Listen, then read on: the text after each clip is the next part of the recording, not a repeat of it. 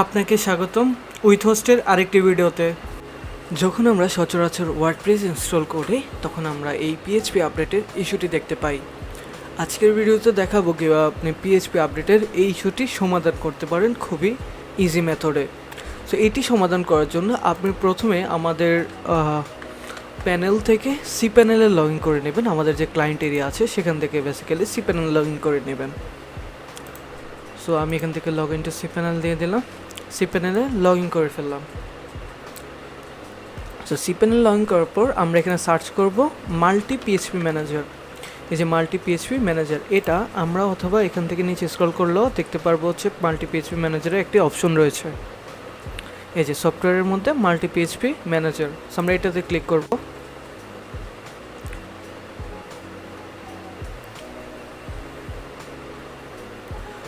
So এইটিতে click করার পর এখান থেকে এই যে আপনার ডোমেনটা সিলেক্ট করবেন, বা যদি একাধিক ডোমেন থাকে আপনি একটা একটা করেও সিলেক্ট করে নিতে পারবেন। সো তারপর এখান থেকে এই যে পিএইচপি ভার্সন এখানে ক্লিক করবেন, তারপর একটু নিচে স্ক্রল করে সো আমি এখান থেকে হচ্ছে PHP 8.2 লাস্টের দিকে থেকে সেটি সিলেক্ট করব, তারপর অ্যাপ্লাইতে ক্লিক করব। তো দেখুন এটা সাকসেসফুলি অ্যাপ্লাইড হয়ে গিয়েছে। এখন আমরা যদি আমাদের ওয়ার্ডপ্রেস ড্যাশবোর্ডে গিয়ে এটাকে রিফ্রেশ দিই, বুম, আমাদের হচ্ছে ইস্যুটি সলভ হয়ে গিয়েছে।